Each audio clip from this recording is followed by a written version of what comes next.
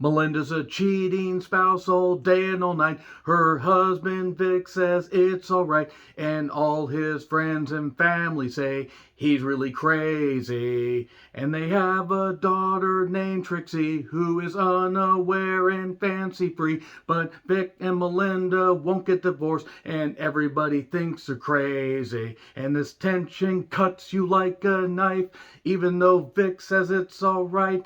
The killer tension is building up, and eventually he becomes a maniac, oh my god. And he's deciding to kill everyone in sight. He's a maniac on the floor, and he's gonna kill like he's never killed before. Deep Water is a Hulu original from director Adrian Lyne, and if that name doesn't sound familiar, maybe these movies will. Flashdance, hence the really bad intro right there. 9.5 Weeks, Fatal Attraction, Jacob's Ladder, which is a pretty underappreciated though very, very weird horror movie, psychological drama so to speak. Indecent Proposal, Lolita, and Unfaithful. Unfaithful is the last movie he directed. That came out in 2002, and it had Richard Gere and I believe Diane Lane. I know it had Richard Gere in it. I remember that much. And this basically is what it would be like if you took the, bubbling murderous rage of Harrison Ford's character from What Lies Beneath, and every indecent proposal, every cheating spouse storyline, put them in a blender, and then had it put on film and had that directed by a sea cucumber. Holy shit, this is one of the worst movies I've seen in a while. What a waste of Ana de Armas. I'm not too surprised that Ben Affleck was one of the worst parts of this, because good Ben Affleck is like an Argo or Gone Girl, and even The Accountant. Ben Affleck is not a terrible actor. He's not the best goddamn actor, and when you get bad Ben Affleck, you get shit like this. I want to say right now that I love Ana de Armas. I loved her since Knives Out. She is a bright, beautiful, god damn, she is gorgeous. I would do a ton just to get a chance to meet her and basically say, you really light up the screen whenever you're on there, because seriously, she does. She even can make a terrible movie passable, and at least you get to see her acting all sexy and everything in this movie, which is really about the only positive besides the batshit insanity that develops as this movie goes on. Spoilers will come up a little bit later, but if you didn't figure out from that intro and you didn't figure out from the trailer, yeah, there isn't a lot to peel back with this. It was, however, it was based on a novel by Patricia Highsworth, who did Strangers on a Train. Okay, if I see that somebody who wrote Strangers on a Train had something to do with, it was based on the material that she did, okay, you've locked me in. Oddly enough, though, Strangers on a Train actually had life and energy and had, stuff that was actually good about it, and also was directed by Alfred Hitchcock. Easy for me to say. The movie is written by Sam Levinson, who did Another Happy Day in Assassination Nation, which is a mouthful of a title and also a movie I reviewed about 3.5 years ago. A very good movie. A movie I would highly recommend that you watch because it had wit and charm and actually was good. Unlike this. It's also written by Zach Helm. He helmed part of the script, as it were. He wrote Stranger Than Fiction, which wasn't a great movie, but was certainly better than this. This wasted the music of Marco Beltrami, who did the music for the Scream movies and has done music for a lot of movies. I love Marco Beltrami's music. That also explains why the music was one of the only good things about this, outside of watching Ana de Armas act sexy. She doesn't even have to act sexy, because she just naturally is. Also, Tracy Letts was in this, and Kristen Connolly, who was the gorgeous redhead in Cabin in the Woods. Almost like Cabin Fever. Cabin in the Woods. She was 31 when that movie came out. She is 42 now, and doesn't look even close to that. She has aged gracefully, and that's great. Also, Finn Wittrock is in this. He played Dandy. He was, who are you to doubt Dandy? I mean, El Dandy. That was something else. He was Dandy in American Horror Story Freak Show. There are other characters in this, like the comic relief guy from Get Out. His name escapes me right now. I apologize. He had a bit part in this. And everybody is a whole bunch of, they're just a hodgepodge of one-dimensional characters in this cheating spouse drama thing that starts nowhere, features nothing. And we as the viewers were pretty much gagging on it. This was objectively terrible. Now, there are probably some people that like this, and that's fine. And I guess I should say subjectively. I cannot imagine there's going to be a groundswell of people saying, oh yeah, this is a great movie. Because it wasn't. The movie is shit. So you have the subject matter is very obvious, and given the track record of the director, they seem to have issues either with women or with cheating, or maybe they just know about it. Maybe they wrote the book on cheating. Maybe Adrian Lynn was just bored and just said, hell, I'll just keep doing the same goddamn thing as long as people give me money. Thankfully, we didn't get a killed animal or an animal death like we did in Fatal Attraction, which is one thing I hate about that movie. Well, that and trying to make Glenn Close act sexy. Moving hastily on for many Glenn Close fans I may have offended, all 5 of you that still exist in the world. There's Vic, Melinda, there is Trixie, who is a well-meaning kid that is very intelligent. Eventually they get a dog further down the road. And Vic and Melinda, they have a marriage of convenience, I guess. They could get divorced. Melinda just likes to go and sleep around and whatever. And these guys are perfectly okay with it. And also Vic's perfectly okay with it because he's like, whatever, it excites her, I'm not going to tell her what to do. Vic also has his issues. He also apparently makes chips that you put in drones that do the laser stuff and do the, and find missing children, but also do the killing in the wars. Why they put Frito-Lay, Frito-Lay chips or tortilla chips in drones and how that makes them work, I don't know. Har har, I kid. So everybody has money. And then there's also a bunch of friends that come in and out of their lives, in and out of these scenes, and various lovers and all this. And Ana de Armas, once again, is horribly wasted in this. It also gets really comical just how obvious this is going. They try to go in a couple directions. It's very obvious where it's going. There's no second act twist, third act twist, except the third act just gets full balls to the wall comedy and totally ridiculous to where the director said, fuck it, I don't care, just do some shit. Do some shit to wrap up this plot. Well, we didn't wrap up the plot. Fuck it, cancel it, that's it. I don't care. Let's just put the credits on it. Movie feels slapdash together. It does not feel like it really accomplished much of anything, while it also felt painfully generic at the same time. It made me angrier the more it went on, but it also was aggressively boring. And there was also a point where Ben Affleck's character was raising snails in a little greenhouse. The snails, however, were the best actors in the goddamn movie, and I hate snails. I can't stand them at all. Just can't. Don't like the little slimy fucks, but whatever. They were just right there. They were just snails. This movie moved at a snail's pace, which was fitting for the fact that there were so many snails. In fact, the snails provided the most believable action of the entire goddamn movie, and all they were doing was sliding around, being little snaily things and little creatures with the little tentacles doing this and this and this and moving around and everything, and that's all they were fucking doing. Yet they were the most well fleshed out characters because nobody made any sense in this goddamn movie. Oh, but Melinda wanted Vic to show some passion or whatever, and sometimes there's a lot of sex scenes. They do a lot of the sex in this. And sure, what guy wouldn't want a chance to be with Ana de Armas, whether she was just loose, fantasy free, and also very loose. She didn't really care. She was a mother but wanted to party, wanted to do all this stuff. There's also an age difference as far as this. I felt bad for the daughter. I mainly felt bad for the character or the girl playing the daughter, because I don't think that kid was in the same movie. That kid probably could have just been in a horror movie and probably would have been just fine, because I think that kid has some psychopathic tendencies. And then it becomes obvious that their circle of friends is just a whole bunch of backstabbing sons of bitches and a whole bunch of idiots or a bunch of side characters that mean nothing. Take your pick, pick your poison, whatever. It's just a bunch of people that are just there, and then they're gone. Plot convenience. Again, the snails were the best goddamn part of this movie, and that's saying something when you have Ana de Armas, a gorgeous goddess, somebody that can really do good in some movies. I mean, she was good in No Time to Die. She wasn't in it very long, but goddamn, she looked great. And she was great in Knives Out.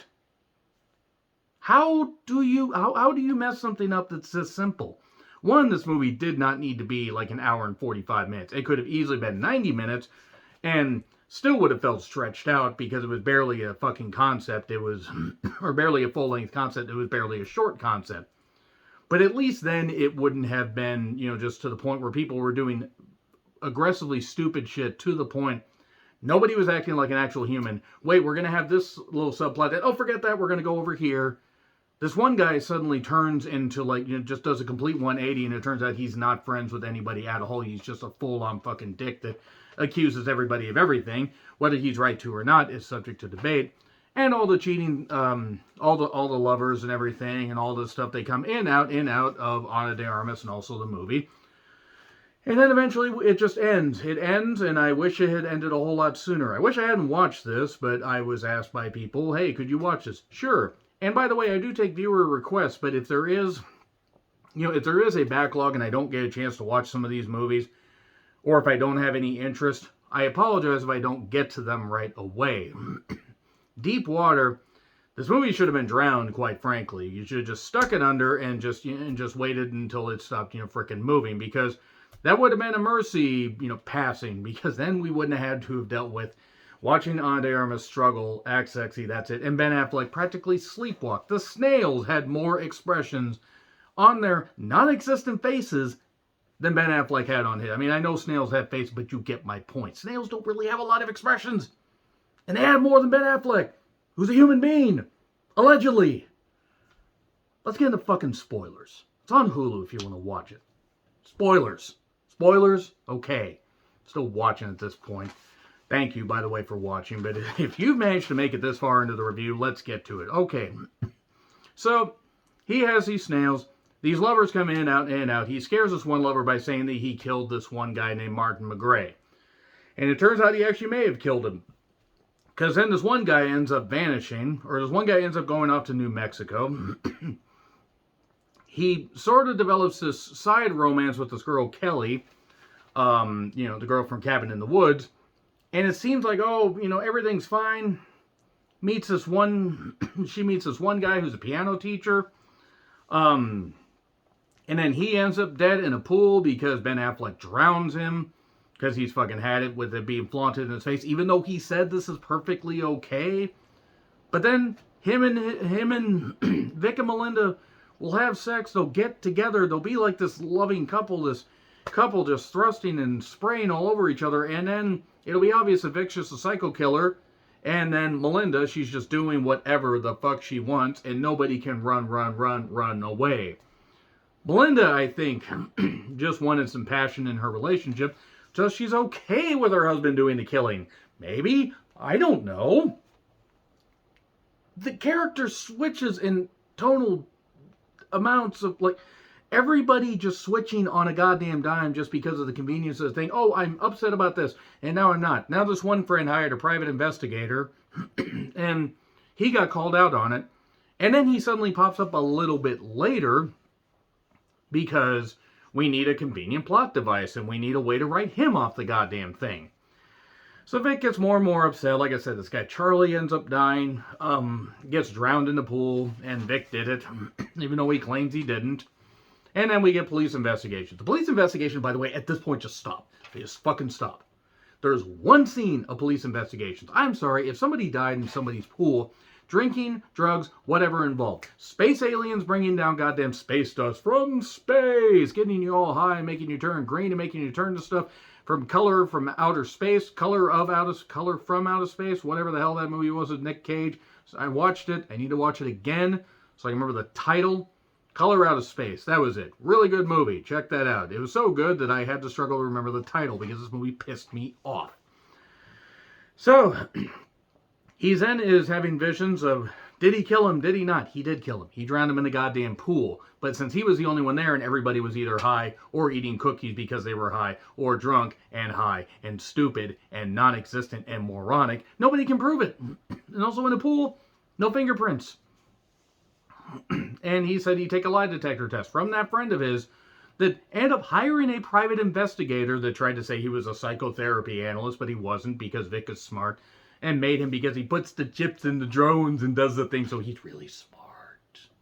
And also he's Ben Affleck, and somehow Ben Affleck is one of the smartest people in this movie, which further proves this movie is a total goddamn work of fiction.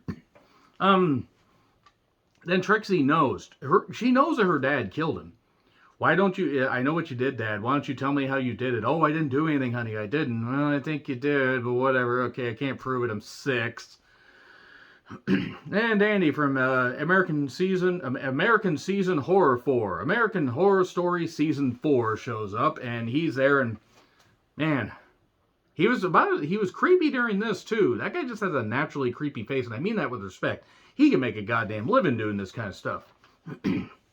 But talks about the snails. The snails are good for eating. He pretends to be an old friend of Melinda. And then he says, maybe we could eat the snails. No, you have to starve them because otherwise what's in their intestines will kill you. Okay, I didn't know that about snails because I have no intention of eating snails. But whatever. The most interesting part of this movie is finding out if snails could kill people. Would have liked to have seen that. In fact, I would have liked this to have pivoted to killer snails, and we would have had a better movie. I would have given this movie a goddamn A+, even though by that point the movie was unsalvageable. Give me a goddamn movie with killer snails. Do it, Asylum. You do everything else, for God's sakes. Give me a killer snails movie.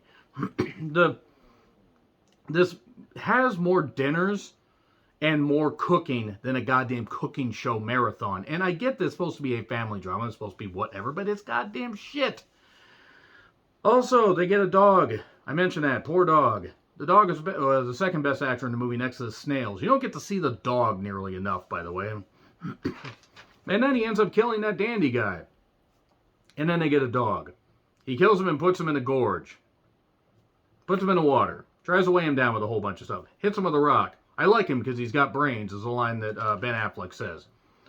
So, he has a little loft area somewhere where he does some other work. I don't know. I don't know what the hell's going on. This movie doesn't either. And they go to the gorge for a picnic. Oh no! This movie might become interesting at our expense. He gives her a magazine or a picture book. The pictures he's taken of her exploits and whatever. And also her being pregnant with Trixie. And they love each other even though she knows that there's something wrong with him. They go. She says she left a scarf at the gorge. I'll go back and get it because he spotted the body. The body wasn't quite way down. Apparently he doesn't know how to rock well enough. He can't rock them like a hurricane. He goes back there. She finds Tony's wallet in the greenhouse. Here's a question. Why didn't he just either throw the wallet away or burn it? He could have burned it. What are you burning? Oh, nothing. Don't worry about it. Could have explained it away there. It was just stuff in a wall, credit cards, a license. It would have gone up quickly. No, let me put it in among the snails. Nobody will look among the snails. Maybe the snails can take the credit cards and get, an Amazon order and can find a way to maybe get shipped to a better movie. So anyway, he goes back to find the scarf, and then he finds Tony's body and is trying to poke it with a stick. I don't want to be alive today. And then that guy, Don, who hired the private investigator, who's supposed to be their friend, finds him. This is where the movie gets absolutely goddamn ridiculous. So, he says, aha, I'm going to try to escape because I knew that you killed him. I knew you killed him. Vic rode there on a bike because he didn't want his car tracked or something. Okay. He didn't want to risk having his car spotted, so he rode a bike about 8 fucking miles or something. Don rode there in a Subaru. A Subaru usually handles pretty good on the dirt roads, the woodsy roads and stuff like that, and I want you to remember that. He says, aha, I'm going to escape. He escapes while Vic is trying to chase him on his bike. So it's a bike versus a Subaru that could go up to 120 miles an hour. And even if it's just going 30, you can outrace a bike pretty easily. I mean, I know there are fast bike riders, but come on. He apparently forgot totally how to drive. He's trying to type while there's no cell service in the forest, typing to his wife, I was right, oh damn, autocorrect. This is where it just gets comical. And meanwhile, Melinda packs some stuff because her and Trixie are going to go on a trip. Because earlier, Tony had talked to her and she said they were going to go to Brazil. Okay. Again, people just betraying and doing whatever and everything, and then they conveniently forget about these plots. And then Vic is chasing him on his bike and chasing him through the, over the hill and through the woods to grandmother's house we go. God, if only a grandmother had gotten eaten by some wolves. Eaten by the snails. In fact, God damn it, recut this movie and give me some killer snails for fuck's sake. What happens is Vic manages to somehow catch up to the Subaru because Don apparently doesn't understand how to drive. He spills his bike in front of him, nearly gets run over, and then Don, like an idiot, tumbles down because he lost his phone, and oh no, and then he tumbles down and the car crashes and he's dead. Okay, so that's the only person that saw him do that. And then Melinda greets Vic at home and says, I saw Tony. That's it. Maybe Tony had a cousin. Maybe he had a twin. I refuse to fucking care at this point. And then all the licenses and evidence and everything are being burned of all the lovers that he killed, this husband killed. And that's it. We had 20. Melinda did that, by the way, burned all the stuff, all the evidence, because I guess her husband proved his love to her. 20 executive producers were shown in the end credits. And then we have a long extended thing of this kid singing a song, the daughter singing a song, no idea why, no idea what city, no idea who was driving her. Maybe the dog and the snails were driving her. I would have watched that. Gets a fucking F. This is fucking abysmal. Everybody in this movie deserves to be just, like, flogged verbally. It was terrible. It was fucking terrible. Anyway, F, again, in case I didn't say it, F. Agree, disagree, what I said, like, share, subscribe, Twitter handle in the description. I'm Jaw Ritlin. I'll see you soon.